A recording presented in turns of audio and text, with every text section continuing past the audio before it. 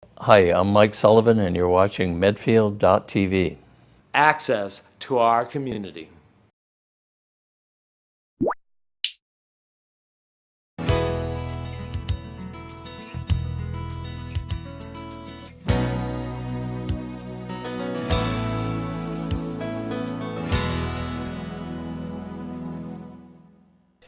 Good evening, and welcome to program Happenings on the Hill.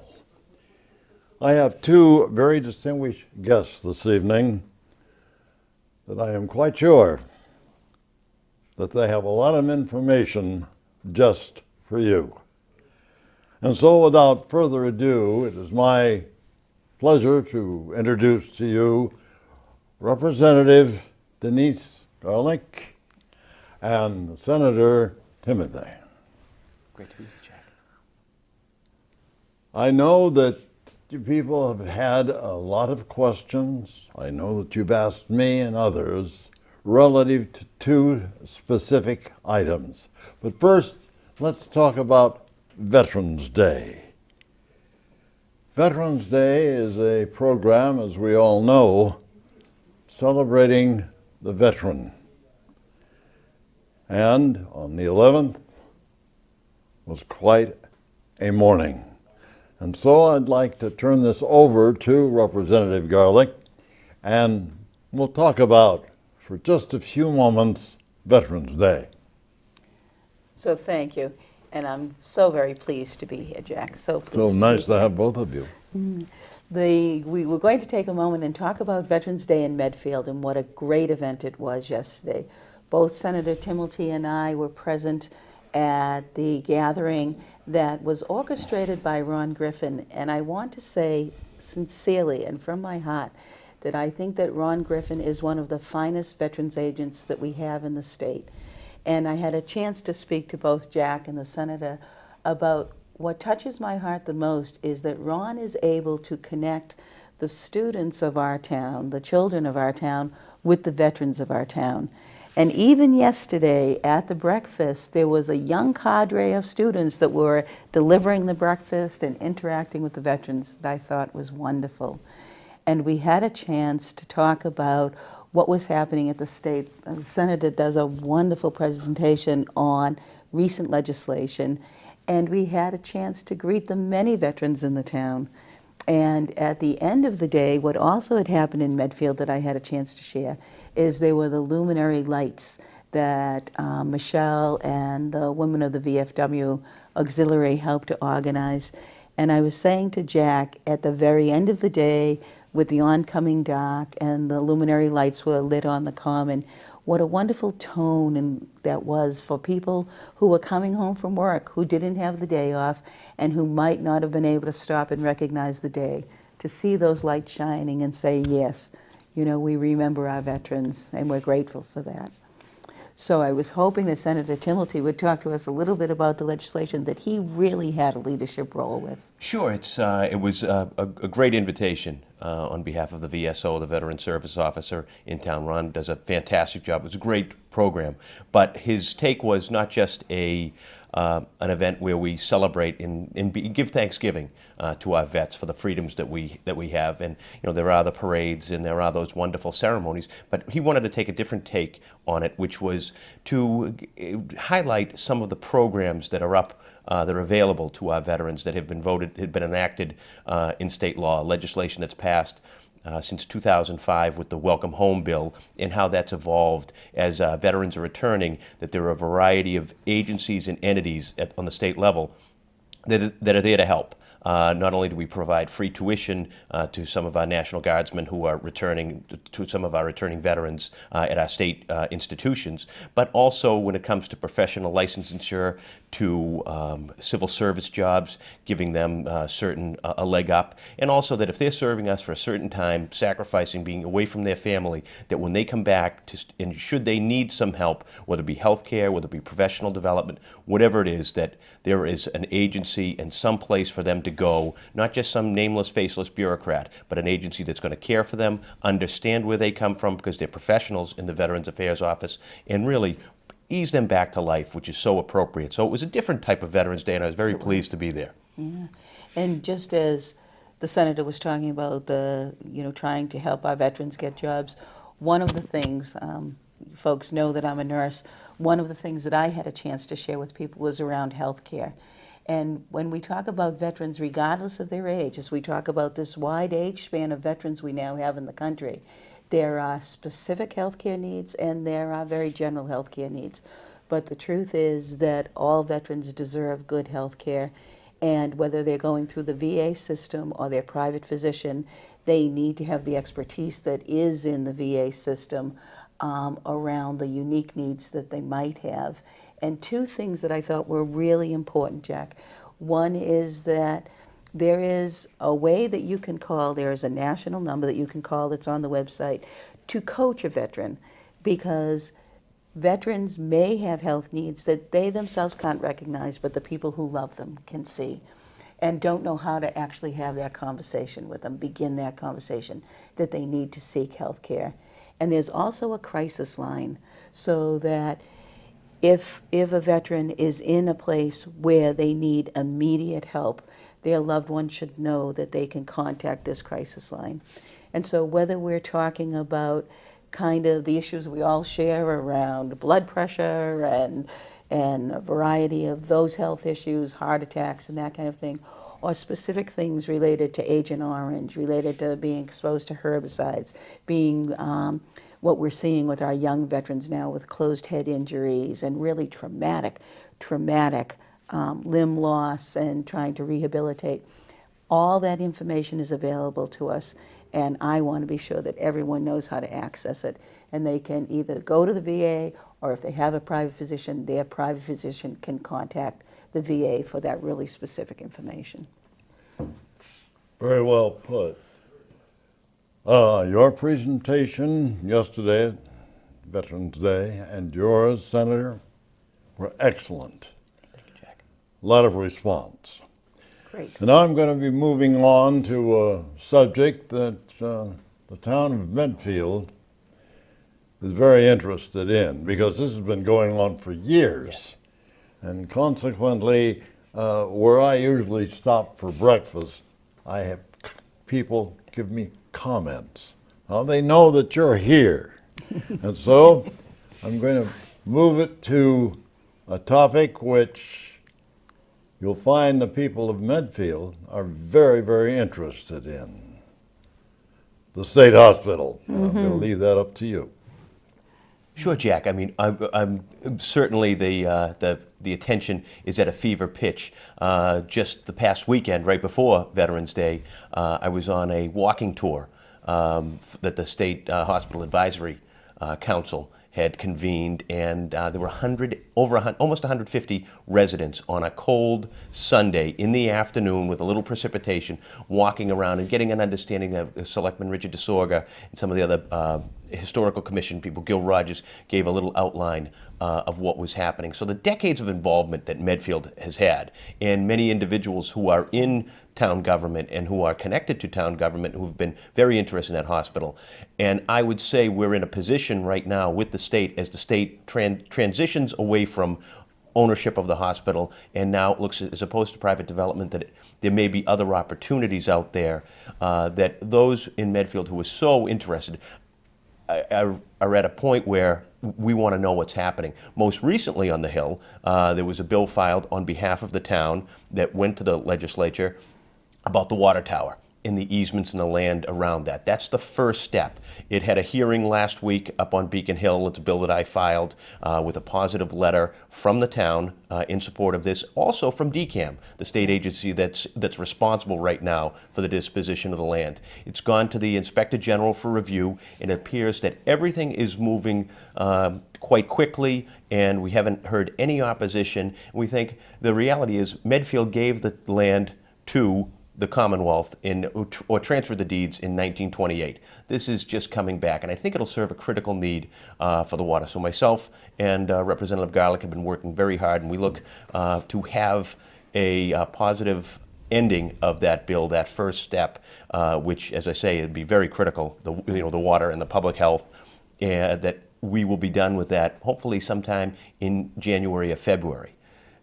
Parallel to that course is also Townhouse, the Board of Selectmen, and the related committees who are negotiating back and forth with the Commonwealth on what is the best disposition, whether it be the cleanup, what is the outcome of the buildings that are up there, some of which basically it's in a historic it's in a historic area. So there are issues that are going back and forth, but Medfield, the town of Medfield, would not be in the position it's in right now, I do believe, without the volunteers that have dedicated so much time. I mean, obviously they had some of the professional expertise that you would need. So the sheer luck of the draw of the people that you had, that raw material that you have that's so great in Medfield, your people, That's and their ability to work with the state, work in a very kind and professional way, but I think in a very, they stood firm. And I think that the town of Medfield, in perpetuity, will be better off for the efforts of the townhouse, the selectmen, and that volunteer corps, which I don't know that you'd find that in another community. Yeah, I think it's exceptional, and I think, you know, of course, Jack, there's the State Hospital Environmental Committee, there's the State Hospital Mediation Committee, there's the State Hospital Advisory Committee, they have a negotiating committee, and all of that eventually comes through the Board of Selectmen, which is the governing body on how those decisions are going to be made. And I have been deeply impressed, just like you, Senator, on the caliber of people that are working on this. We're beyond hundreds of hours. We're into thousands of hours. We're into years of effort on this. But it does make a difference when we brought the legislation, even for the water tower, to have the supporting letters from the town, from DCAM. You know, moving forward that way is going to make all the difference in the future. And I like to think, although I'm not given to a lot of football metaphors, but I feel like the town of Medfield is carrying that ball the whole way down the field. And the job of the senator and I, when we get to legislation, is to take it over the goal line. But all the plays, all the strategy, all the teamwork has been on the part of the town. And I'm just so proud to be part of this process. Yeah, it was one of the quickest hearings that I've been, Yes. Because there were no questions, because I had Bill Massaro with me, who's a related expert in the field, certainly noted by the committee of his expertise. So we got through quite quickly, and we look forward to where we move in the future, because I think as the plan had developed and the state had its ideas of what it was looking for, this was before they knew and understood the extent of the cleanup they had.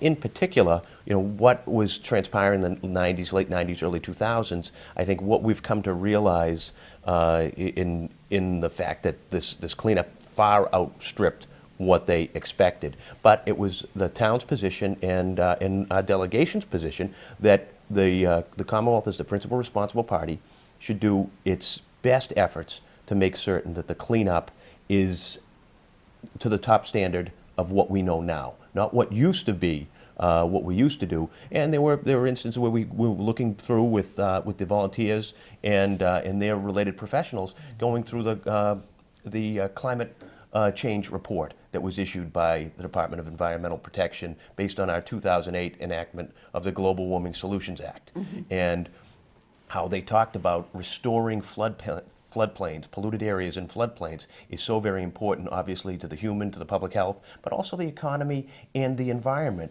That, you know, as we pointed out, how different reports they've made, that if they had stuck with their original type plan, they would have been in violation of some of their own documentation. And that was only through, as I say, and I'll keep going back to it, is the townhouse, the selectmen, and those volunteers who spent, as you said, you know, you're well beyond years of hard work. So we feel that we're in a good position. Obviously, it's a decision between the various committees and the Commonwealth, and we're going to be committed to whatever the town's decision, that we carry it out as swiftly as we can. But I'm very excited for the possibilities for Medfield going forward, as having as much a say as they would want.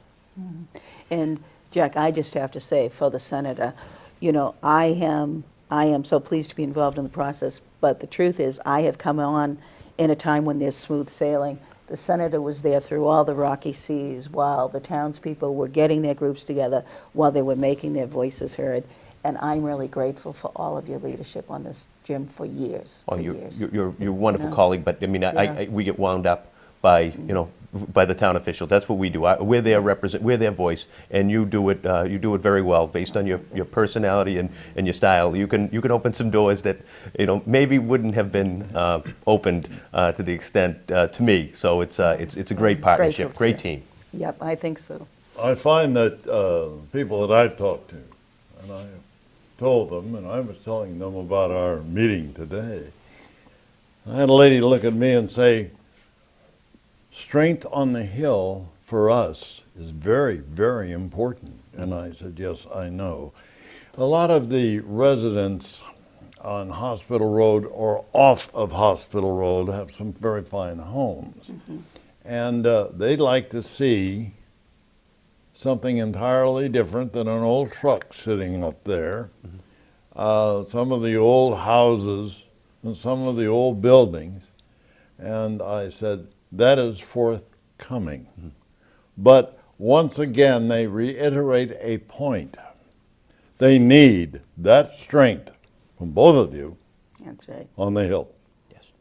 Well, and at some point, as just so recently having walked around there, I would imagine that some of those buildings are going to be a danger to the public and certainly to the environment unless they're disposed of properly. The ones that have to be saved or can be saved, that's a determination that will be happening. But there are some of those buildings up there that I think are an imminent threat. They're an attractive nuisance, and there's a security presence up there, but it can be a problem to individuals, whether they be urban explorers or whatever the latest thing that's happening up there. But and I think that some of the frustration for people who abut and who live there, the uncertainty of the cleanup of what's up there and when will that be resolved so they can feel good about themselves, and the fact that this is a large piece of land in a community, in a small community, so it's going to have an impact on that town, and we want to make certain that it's the best. But I think having some certainty and coming to a resolution and having both the Commonwealth and the town come to an agreement of some sort about what the future is there, and then proceeding along that path and making the most people happy, and then we can move on to some other areas in town where myself and the representative have been charged by the selectmen to work on positive things, and even around the Hospital Road and around the hospital, traffic and intersections, and also in a town that has a lot of open space and which you're fortunate to have, and that's because the town is a great steward, and it's at an expense that the town has preserved a lot of land. You have a tremendous deer population, and Representative, you've been working on Lyme disease, Yes, and yeah. the public health impacts and how that impacts the community here. So we're hoping to get a resolution and come to some sort of agreement, in a swift manner, first with the water tower bill, and then as things move forward. But getting a resolution on Medfield State Hospital in the near term, I think, would be great for the community. Next question from both you nice people. The water tower. That seems to create a bit of a problem, and so consequently, how is that coming forth? Well, the first step will be right now, because the state has no plans to do anything. So it looks as if that ball, when legislative resolution happens, that ball will come into the town's hand. But our first objective is to pass the legislation, get it in so where the easements and the water tower are under the care and control of the town of Medfield, and that can be, then the next step can happen, because I think that it's, as I say, the most important commodity of this century, I think quite clearly will be water. Without it ever, and maybe more in the second half. But we have to think about water, and I think it's as I said, a critical public health issue, maybe even a public safety issue, because I'm not sure how sturdy or how in what condition, what livable condition that structure is that's up there now. So I think that once we pass the legislation, I said that's January, February. I know that the powers that be in the town are preparing for that legislation to come to fruition, and then we'll be in a position, I think, to get another water supply up in that area of town, which I think is of critical importance. So that's why we're working as swiftly as we can, Jack, to recognize public health, public safety, and when the townhouse gives us a bill in order to show you that we know our way around Beacon Hill and that we are effective, we like to bring it back as quickly as possible, and myself and the representative committed to doing that. And you know, the town has two goals around that water. They want to be able to ensure that they have an adequate water supply for the town of Medfield of good quality on a daily basis, and they want to ensure that how the disposition of that water tower will guarantee that there's water available for the town of Medfield on an emergency basis as well. So I think they've got their work set out for them, but at the Medfield town meeting, it's very clear they have the support of the townspeople to do this. So, questions that people ask me, and I see that they have the strength, which is important on that hill, by both of you.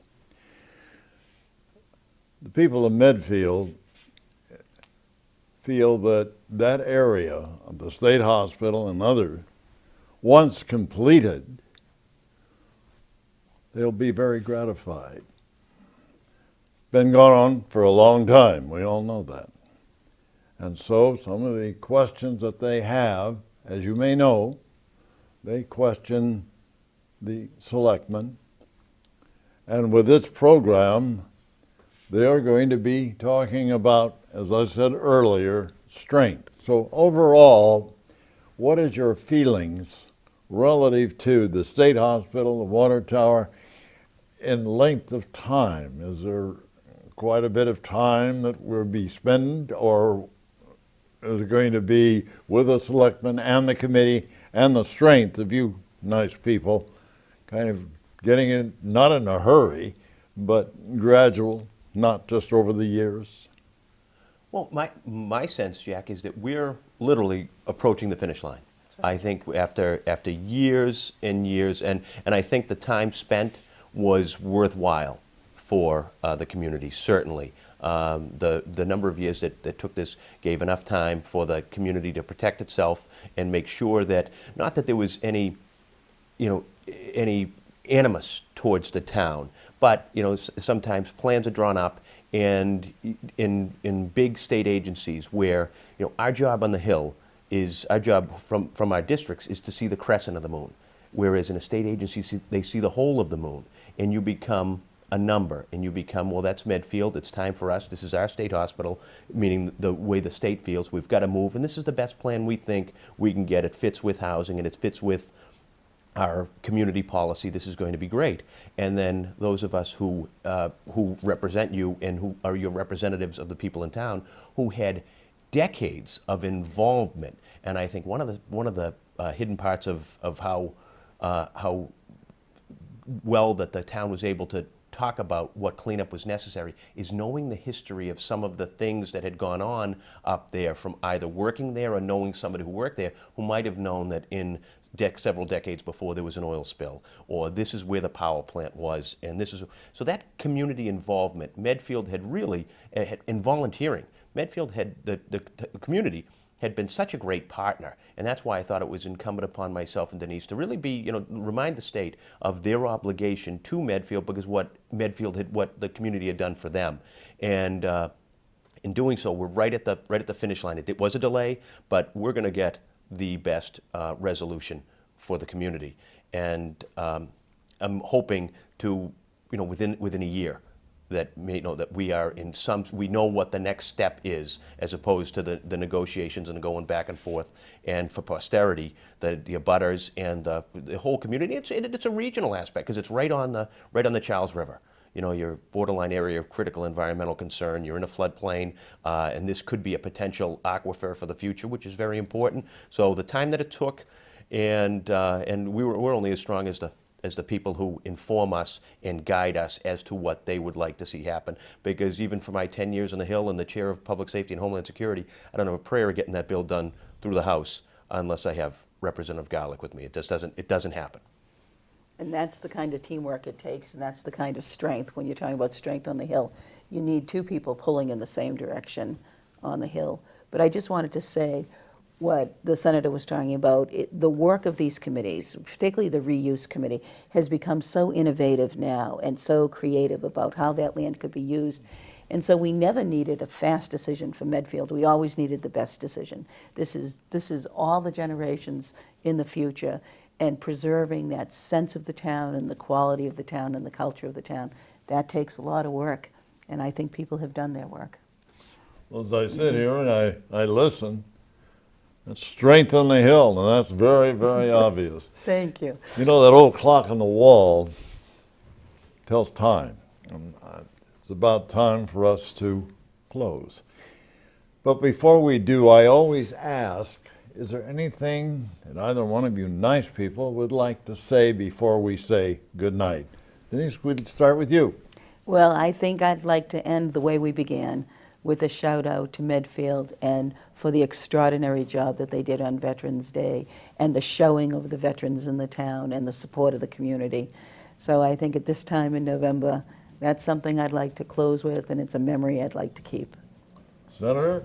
Jack, I've just been very happy, been very blessed and privileged. It's a privilege and honor to represent Medfield in the Massachusetts Senate. It's also a wonderful experience to partner with my good friend, the Representative Garlick, who is wonderful. Sometimes my ability to argue up on the Hill is effective, but sometimes you need the personality and the style to open some doors that you may have closed before, and the representative is great at that, and also the collaboration with the townhouse and the officials and the people of the town is I'm blessed. And I'd like to add, it's been a pleasure for both you very nice people to sit here with us at the anchor desk at Medfield TV and express your feelings, your comments, and the happenings. For the people of Medfield, look toward the selectmen, the committee, and the representative, as I had said earlier, the strength on the Hill. So I want to thank both of you for taking time to sit here and discuss programs that are so very, very important to Medfield people. Well, thank you, Jack. Thanks, Jack. This is Jack Peterson wishing you and yours the very best. Good night.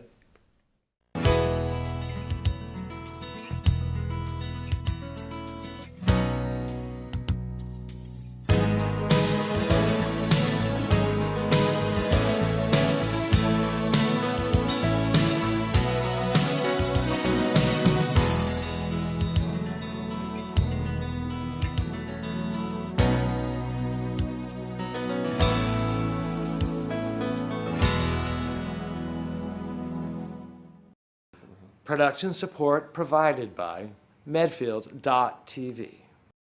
Access to our community.